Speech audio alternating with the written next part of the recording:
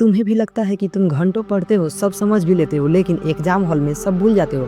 तुमने डेफिनेशन रट कर याद की थी, फार्मूला लिख कर प्रैक्टिस की, डेट्स और फैक्ट्स को भी यहाँ तक कि याद रखने की कोशिश की, लेकिन जब पेपर शुरू होता है तो याद तो वही आते हैं जो सबसे आसान था, और जो इम्पोर्टेंट था वो सभी भूल जाते हैं। सच है कि प्रॉब्लम तुम्हारी मेहनत में नहीं है, प्रॉब्लम है तुम्हारे याद करने की टेक्निक में।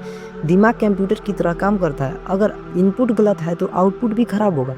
अगर तुम सिर्फ रट कर याद कर रहे हो तो दिमाग उसे टेम्प्रोरी मेमोरी में ही स्टोर करता है, इसीलिए एग्जाम के समय सब गायब हो जाएगा। पर जब तुम कॉन्सेप्ट समझकर विजुअलाइज करके और दोबारा पढ़ते हो तो नॉलेज लॉन्ग टाइम मेमोरी में चला जाता है। आखिरकार क्वेश्चन ये है कि याद कैसे करें ताकि भूलना ही ना पड़े।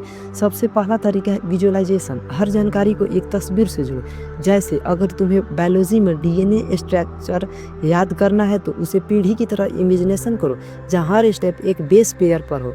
जब पिक्चर दिमाग में बनती है तो नॉलेज ऑटोमेटिक रजिस्टर्ड हो जाता है। दूसरा है निमोनिकस और शॉर्टकट्स। सोचो तुम्हें 7 रंग याद रखने हैं, अगर तुम विबग्योर याद कर लेते हो तो 7 रंग अपने आप दिमाग में आ जाते हैं। इसी तरह हार्ट का फ्लो याद करने के लिए राडो यानी कि राइट एटम डीऑक्सीजनेटेड छोटा सा ट्रिक काम कर जाता है। शॉर्टकट बनाने का मतलब है बड़ी जानकारी को छोटे छोटे कोड में बदल देना।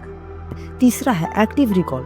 पढ़कर मत सोचो कि याद हो गया, किताब बंद करो और खुद से बोलकर रिकॉल करो कि अभी तुमने क्या पढ़ा। यही तुम्हारे दिमाग को एग्जाम हॉल जैसा इन्वायरमेंट देता है और मेमोरी को पक्का कर देता है। अब देखो चौथा है स्पेसिफिक रेपिटेशन। अगर तुमने आज कुछ नया पढ़ा तो उसे 1 दिन बाद रिवर्स करो और फिर 3 दिन बाद, और फिर से तुम्हें लगता है कि तुम्हें अच्छी तरह से याद न हुए तो फिर उसे 10 दिन बाद पढ़ो।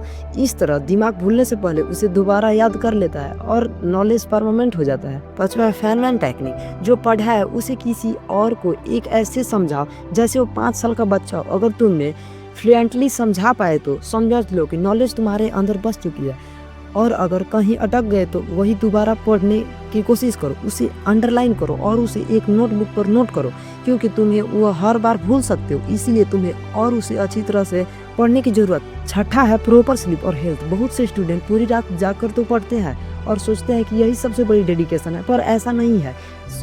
जरा तुम सोच कर देखो, बिना नींद के क्या कोई व्यक्ति कुछ भी चीज को अच्छी तरह से वह काम को कर पाएगा? ऐसा नहीं होता।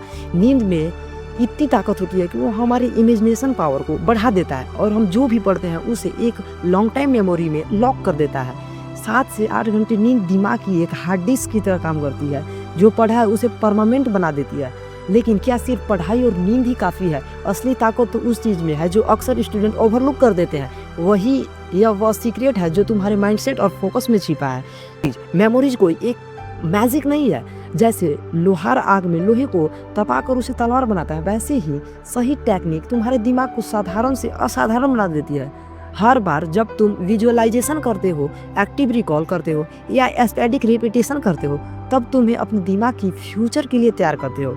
जरा सोचो, अगर तुम कॉन्सेप्ट, हर फार्मूला, हर डेफिनेशन तुम्हारे दिमाग में ऐसे बैठ जाए जैसे पत्थर पर लकीर खींची हो, तो तुम्हारे कॉन्फिडेंस कहाँ होगी? उस दिन तुम्हें देखकर लोग यही कहेंगे कि एक लड़का सिर्फ पढ़ता नहीं है, ये तो नॉलेज को जीतता है। याद रखना, पढ़ाई करने वाले लाखों हैं पर वो इतिहास में नाम छोड़ जाते हैं जो अपने दिमाग को चलाना सीख जाते हैं।